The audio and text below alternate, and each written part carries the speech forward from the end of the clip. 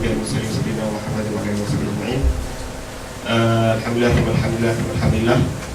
InsyaAllah Ana akan terus kepada Syiah dan gerakannya di Malaysia. Dan sebelum kita tengok gerakan dia kat Malaysia, Ana nak bawa nak tunjuklah apa kesesatan Syiah. Kita duk cakap Syiah sesat lah, ada yang lagi tengok cakap Syiah ni kafir macam-macam kan.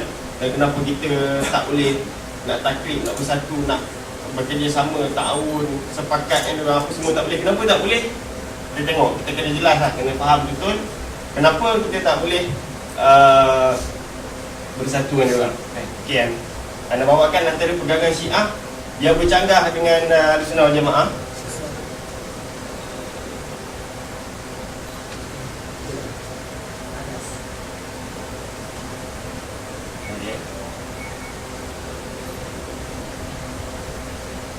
Okey. Pertama sebab apa? Dia menamakan antara rukun dia al-imamah dan al-walayah. Kalau kita tengok tadi yang saya cakap, bila Khomeini datang dia dekat Iran, dia jadi supreme leader Ruhullah Khomeini. Kenapa? Sebab al-imamah dan al-walayah adalah salah satu rukun juga. Sebab apa? Ini adalah pengganti Al-Mahdi. Sebelum Imam Mahdi turun, ini adalah mengganti tempat Imam Al-Mahdi. Dan dia kiranya dia yang akan mengeluarkan fatwa, dia akan menghukum ni betul, ni salah, ini adalah agama yang sebenar. Ini maknanya agama di bawah tangan Ruhullah Khomeini itu. Tengok ini daripada kitab dia boleh baca kan. Maknanya apa? Dia cakap Islam dibina daripada 5 dan biasanya umat Islam 4 dan tinggalkan yang 1 al-walayah ni. Maknanya kita lah Sunni kan. Dan sebenarnya bagi diorang al-walayah adalah yang paling penting, dan bagi diorang sangat-sangat sangat-sangat penting lah. Dalam perlembagaan kita yang tertinggi adalah Ruhullah. Dan kalau kita tengok buku kitab berkenaan imamah dan al-walayah ni telah diterjemah ke dalam bahasa Melayu pada tahun 80-an, dan yang anda lihat diterbitkan oleh Abil pada tahun 80 lebih. Anda tak tahu macam mana dia boleh masuk sampai ke tahap macam tu pada tahun 80-an. Anda pun akhir 80-an baru lahir kan. Kemudian riwayat yang tadi menunjukkan bahawa rukun Islam Syiah berbeza dengan rukun Ahlussunnah wal Jamaah. Kita ada berapa rukun Islam? Ada 5 kan. Ada syahadah semua, dia orang lain kemudian rukun yang paling utama ini adalah rukun pertama di sisi Syiah, al-imamah dan walayah.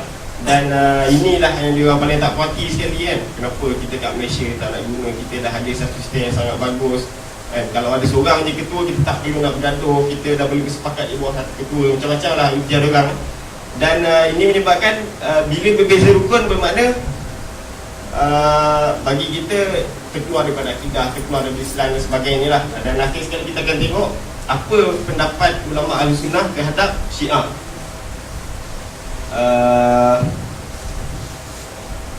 Kedudukan imam. Kita tengok sebenarnya imam itu mempunyai kedudukan yang terpuji yang tidak sampai kepada malaikat yang hampir kepada Allah, Nabi dan Nabi lagi Rasul. Maknanya di sini dia hampir-hampir kepada tahap Rasul dan juga malaikat. Tahap imam diorang ni. Dan imam tu suci daripada dosa, al-maksum, dia maksum seakan-akan Nabi. Dan bagi kita yang maksum adalah Rasul saja kan.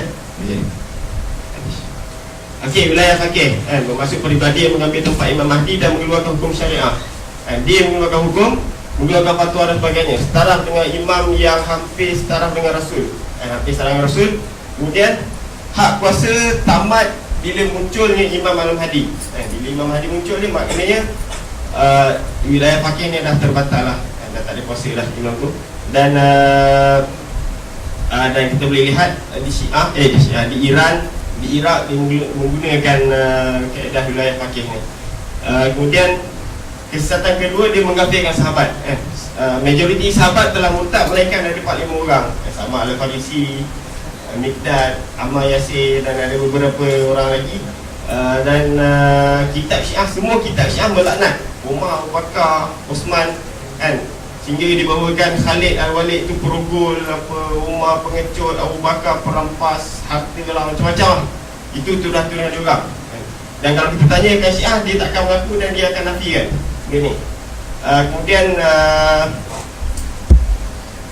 Okay, ni daripada kitab dia sendiri, yang setiap kali lepas solat dia akan melaknat sahabat-sahabat.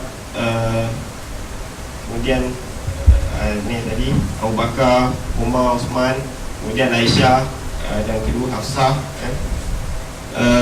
Ketiga Ar-Raja'ah. Kesesatan yang ketiga adalah kepercayaan mereka terhadap Ar-Raja'ah. Ar-Raja'ah ni kalau kita mengikut Ahlussunnah wal Jamaah adalah kebangkitan selepas mati di padang mahsyar, Tapi bagi dia orang, kebangkitan tu untuk menuntut bela terhadap penzalim yang telah menzalimi Hasan dan Husain.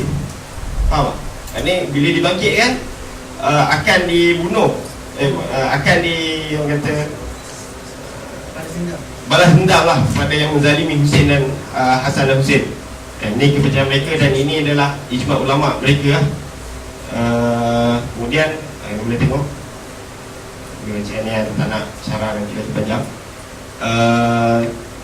Kesesatan yang keempat adalah tahrif Al-Quran, penyelewengan. Dan ini adalah mereka percaya Quran yang ada sekarang ni kurang dan tidak lengkap. Masih panjang kan? Ini secara ringkas. Kalau nak cerita lagi panjang, dia ada kisah dia tentang Nabi nak mati dulu, Umar bila Nabi minta kertas, Umar tak bagi, kenapa? Dia ada kisah panjang dia dan ada rak-rak ulama, boleh baca, boleh kaji sendiri ya. Dan ini merupakan akidah mereka.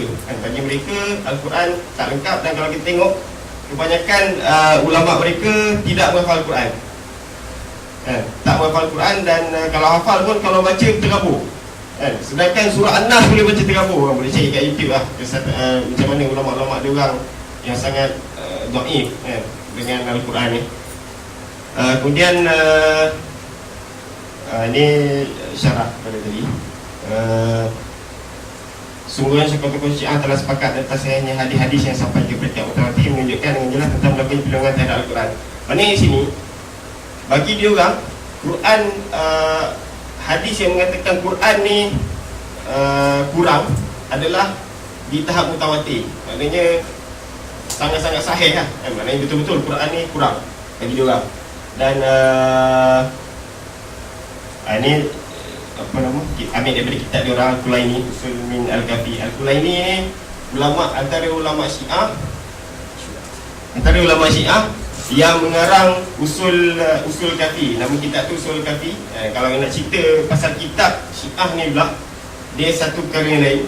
Yang mana kitab Syiah dia pernah